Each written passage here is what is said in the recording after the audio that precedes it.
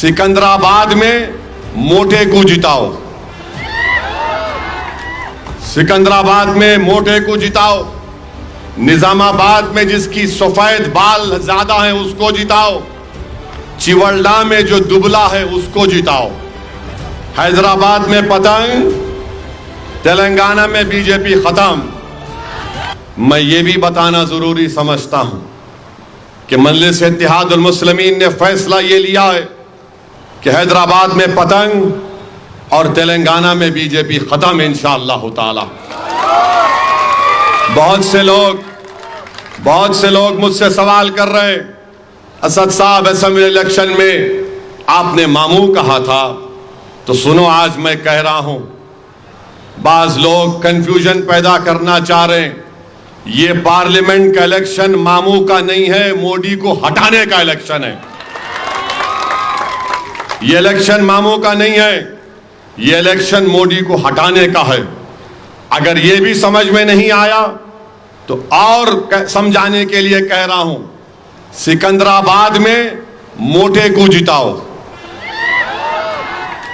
सिकंदराबाद में मोटे को जिताओ, निजामाबाद में जिसकी सफेद बाल ज्यादा है उसको जिताओ, चिवल्डा में जो दुबला है उसको जिताओ।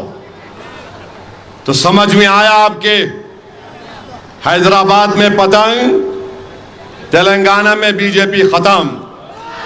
और खास तौर से महबूब नगर में, चिवल्डा में, सिकंदराबाद में, मलकाजगिरी में, करीम नगर में, निजामाबाद में, आदिलाबाद में जितने मंजलिस के जिम्मेदार हैं और वहां की आवाम है, मैं उनसे खास तौर से अपील कर रहा हूं कि आप मेरी बात को ज़हन नशीन कर लीजिए।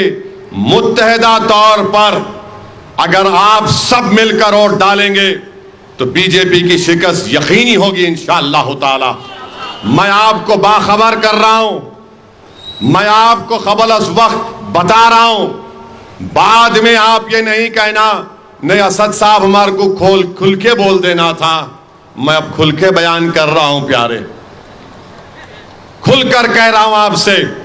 इसीलिए मेरी आपसे अपील है और खास तौर से मजलिस के जिम्मेदारों से, सदर मोतमदीन से, मजलिस के साबिका डिप्टी मेयर हो या मौजूदा डिप्टी मेयर हो या मौजूदा चेयरमैन हो या साबिका चेयरमैन हो या मजलिस के सदर मोतमदीन हो, ये आपकी जिम्मेदारी है कि आप पूरी कोशिश करेंगे।